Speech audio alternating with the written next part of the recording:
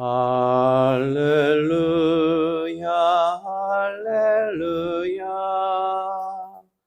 할렐루야, 할렐루야. 말씀이 육신이 되어 우리 가운데 거하시니 우리가 그의 영광을 봅니다. 할렐루야, 할렐루야. 주님께서 여러분과 함께 성루가가 전한 거룩한 복음입니다. 주님께 영광을 드립니다. 천사들이 목자들을 떠나 하늘로 돌아간 뒤에 목자들은 서로 어서 베들레헴으로 가서 주님께서 우리에게 알려주신 그 사실을 보자 하면서 곧 달려가 보았더니 마리아와 요셉이 있었고 과연 그 아기는 구유에 누워 있었다. 아기를 본 목자들이 사람들에게 아기에 관하여 들은 말을 이야기하였더니 목자들의 말을 들은 사람들은 모두 그 일을 신기하게 생각하였다. 마리아는 이 모든 일을 마음속 깊이 새겨 오래 간직하였다. 목자들은 자기들이 듣고 보고 한 것이 천사들에게 들은 바와 같았기 때문에 하느님의 영광을 찬양하며 돌아갔다. 여드렛째 되는 날은 아기에게 할례를 베푸는 날이었다. 그날이 되자 아기가 잉태되기 전에 천사가 일러준 대로 그 이름을 예수라고 하였다. 주님의 복음입니다. 그리스도를 찬미합니다. 자리에 앉으십시오. 성부와 성자와 성령의 이름으로. 오늘은 새해 첫날입니다.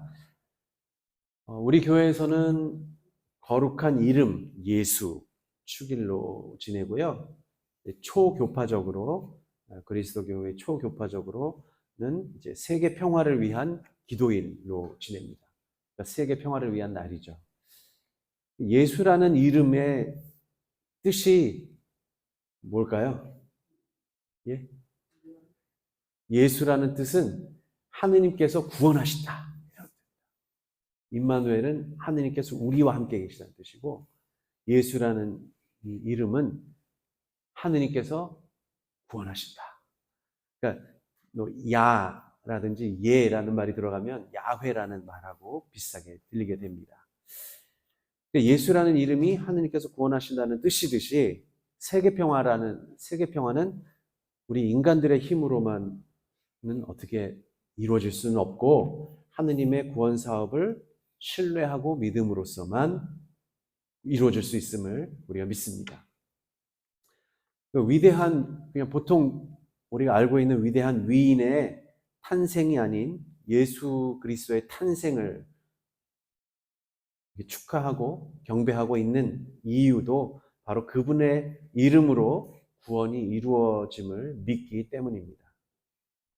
그러니까 우리는 그리스도교 신자이기도 하죠. 예수 그리스도께서 근데 왜 우리에게 오셨을까요? 왜 오셨을까요? 1900년, 90년대 중후반까지도 아마 성공회 교회에서도 천주라는 말을 썼어요. 가끔.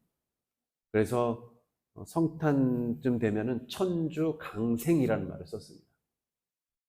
그러니까 그러니까 천주교를 그래서 이제는 하느님으로 다 바꿨긴 하지만 천주께서 내려오셔서 사셨다라는 뜻입니다. 천주강생, 그래서 옛날 말로는 지금 2025년이니까 천주강생, 2026년이죠. 이제는 천주강생 2026년 이렇게 되어 있습니다. 강화읍 교회의 그 사제관이 보면은 그 옛날 한옥인데요. 그래서 그 위에 대들보라 그러나요? 가운데 쪽에 있는 게? 예, 상량본데 거기에도 불타가지고 1986년도에 다시 지었어요. 보면은 천주강생 1986년 이렇게 나옵니다. 그러니까 그때까지도 그런 말을 썼죠. 한자 말을 이제 우리나라에서 토착화시켰던 것들 중에 하나입니다. 근데 왜 예수께서는 이렇게 내려오셔서 우리의 삶을 사셨을까? 하느님이신 분이 뭐 이런 생각을 한번 해봅니다. 그래서 불교에서는 그런 어떤 의미가 있을까도 한번 보게 되는데요. 그러니까 불교의 초기 경전 가운데 수타니파타라는 이 경전이 있어요. 거기에 보면은 이게 우리에게도 좀 알려진 게 있는데요. 무쏘의 뿔이라고 혹시 들어는 보셨나요? 무쏘의 뿔. 뭐 이것 때문에 알려진 거. 옛날에 뭐 공지영 씨의 소설 제목도 있었고 여기에 그 초기 경전에 무쏘의 뿔 얘기가 나와서 그렇습니다. 요런 내용입니다. 소리에 놀라지 않는 사자처럼, 그물에 걸리지 않는 바람처럼, 진흙에 더럽히지 않는 연꽃처럼, 무쏘의 뿔처럼 혼자서 가라 라고 하는 깨달음을 노래하는 겁니다. 진리를 혹은 도를 위해서는 그 어떤 것에도 장애를 하지 말고 무섭게 매섭게 정진을 하라. 이것들처럼 그렇게 이야기합니다. 사자처럼, 바람처럼, 연꽃처럼. 이 가운데 진흙에 더럽히지 않는 연꽃처럼 이란 말에 눈길이 가게 됩니다.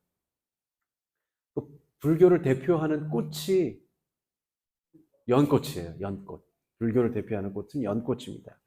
그래서 절에 가시면은 뭐 기와나 이제 그림에도 보면 이렇게 연꽃들이 이렇게 나 있어요. 뭐 마찬가지로 심청이가 인당수에 빠졌는데 용왕님이 살려주죠. 어디에서 나오죠? 그래서 연꽃. 왜냐면은 공양미 300석, 공양미가 뭐예요? 300석이. 절에다가 300석을, 그러니까 불교하고도 영향이 있었던 거예요. 그러니까 불교 뭐 용왕이 나오는 거니까 옛날에 우리나라 전래적인 거랑 있습니다. 그러니까 연꽃이 그렇게 해서 많이 불교하고 관련이 돼서 등장을 합니다. 연꽃은 어디서 피나요? 무슨 연못이지만 진흙에서도 막 펴요. 진흙. 근데 이제 연꽃을 보고 있으면은 어때요? 그 꽃에 막 진흙이 막 묻어 있나요? 아니에요. 안 묻어요. 그런 것을 보면서 아마도 불교에서 이 진흙에 더럽히지 않는 연꽃처럼이라고 아마 노래하고 있는 것 같습니다. 그러니까 더러운 세상 속에 있지만 물들지 않으면서도 깨끗하고 순수한 모습을 간직하는 어떤 구도자 그리고 신앙인들을 묘사하고 있습니다. 그러니까 죄인과 다투지 않고 죄인을 무조건 멸시하지 않고 그들을 품으면서 그들을 회개의 길로 이끄는 사람들에 비유할 수 있습니다. 그 대표적인 인물이 예수 그리스도죠. 따지고 보면. 그리스도교는 그래서 하느님께서 이 세상을 창조하셨는데 뭐라고 하셨냐면 창조하시고 나서 보시니 참 좋았다라고 이제 전하고 있습니다. 그러니까 이 세상의 자연과 피조물들을 하느님께서 참 보시기 좋게 창조하시고 그러니까 우리는 잘 가꾸고 보살펴야 된다라고 이제 가르치는데요. 그럼에도 이 세상은 인간의 죄가 들어와서 타락했다고 이제 하는 것이죠. 그래서 하느님께서 선하게 만드셨으나 인간의 죄로 인해 더러워지게 생겼습니다. 그래서 인류가 저지르는 죄를 하느님께서 원하셔서 그럼 죄를 지었는가? 그건 아니죠. 인간의 죄가 이 세상을 타락하고 더럽혔기 때문에 이 타락하고 더럽고 어두워진 세상에 마지막 방법이 당신의 아들을 보내신 거예요. 아들을 보내셨어요. 우리가 알고 있기는 신은 죽나요? 원래 신은 죽는 분이 아닌데요. 이 인간과 똑같은 그리고 여차하면 인간같이 죄를 지을 수 있고 고통과 죽음을 겪을 수 있는 인간의 몸으로 태어나시는 겁니다. 그래서 오늘 독서에서 갈라디아서에서 보시면 명확하게 드러나듯이 당신 아들을 여자의 몸에서 나게 하시고 율법의 지배를 받게 하시어 율법의 지배를 받고 사는 사람을 구원해 내시고 또 우리에게 당신의 자녀가 되는 자격을 얻게 하셨습니다. 라고 아주 명확하게 말씀하시는데요. 그러니까 일단 율법의 지배하에 그 당시에 그 고리타분했던 그리고 아주 꽉 막혀있던 사람을 올감했던 율법의 지배하에 또 그로 인해서 죄 많은 사람들 사이에 오신 거예요. 그래서 인간의 생리 현상과 생로병사를 다 겪는 몸으로 오신 거죠. 그러니까 그겁니다. 하느님이 육신을 취하게 된 그래서 이 땅에 사신 가장 확실한 목표 가운데 하나는 죄 많은 우리를 다시 원래 하느님의 순수한 자녀로 끌어가기 위해서입니다. 끌어가려면은 그렇죠. 선생님이 학생들한테 말만 이렇게 해서 가르치기만 하는 게 아니라 어떤 선생님은 정말 학생들을 사랑해요. 그래서 학생들이 뭘 할지 몸소 가서 봐주고 돌봐주고 그런 사람들도 있어요. 그러면서 그 학생이 정말 감화를 받아서 좀 좋은 길로 가는 경우가 있죠. 마찬가지, 그거보다 더 위대한 것이죠. 예수님, 신이라는 분이 죄 많은 인간, 소위 말하는 진흙통, 율법으로 막 지배받는 사람들 사이에 오셔서 처음엔 율법을 지키시다가 그들을 다 끌고서 우리의 처지를 다 아시니까 끌고서 하늘로 그래서 순수한 자녀로 하나님의 순수한 자녀로 끌어가기 위해서입니다. 하나님께서 사용하신 방법은 왜 인간들이 죄를 짓고 타락하는지를 하나님께서 몸으로 체험하여 보신 것이죠. 한마디로 인간의 처지가 되어 보시고 구원하시기로 작정하신 겁니다. 율법의 지배를 받으실 필요가 없는 분이 일부러 율법의 지배를 받아 보셨던 것이고요. 그런 처지에 놓인 사람들을 당신의 자녀로 부르신 것입니다. 마치 진흙에서 아름다운 꽃을 피워내는 연꽃처럼 말입니다. 하느님께서 인간의 혈육을 취하셔서 그리스도로 오신다는 이 성탄의 신비를 우리는 어렴풋이 이 상황에서 이해하고 그분의 숭고한 사랑과 대자대비하심을 느낄 수 있습니다. 2025년도에 사용하던 달력을 이제 다 내리고 새 달력을 이제 걸잖아요. 2025년도에 쓰던 달력을 이제 정리를 이제 하면서 그 달력에는 보면은 몇 월 며칠에는 이런 약속이 잡혀 있고 이러한 뭐를 해야지라는 그런 것들 적어 놓는 분들도 계시죠. 잊어버리지 않게. 물론 이제 요새는 다 핸드폰으로 이제 저장을 해 놓긴 하지만 그래도 때로는 이제 달력에다가 이제 표시도 해 놓고 이게 정확한 날, 우리 생일 같은 날 이렇게 동그라미 치고 이렇습니다. 그러니까 기일 같은 날에도 이렇게 당연히 생일뿐만 아니라 어느 기일 날은 이렇게 하죠. 음력이 있으면 더 그런 걸 더 잘 해놔야지 우리가 알 수가 있죠. 그 달력에는 이렇게 저도 이렇게 적어놓은 것들이 있는데요. 그 달력을 이렇게 보니까 하느님을 위해 해야 할 일과 약속한 바는 적어놓지 않았던 것 같습니다.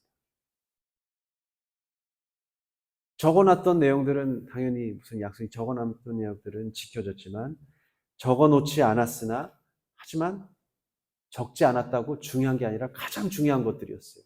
하느님을 위해 해야 할 일들은 정말 소홀히 했다라는 생각이 번쩍 들었습니다. 그래서 올 한 해에는 지난해에 적어보지 않았던 가장 중요한 일들을 적어보기로 하였습니다. 하느님께서 보내주신 이웃을 위하여 기도하는 일과 하느님께서 전하여 주신 말씀을 적어보는 일과 하느님께서 선사하신 은혜에 감사하는 일들을 적는 일입니다.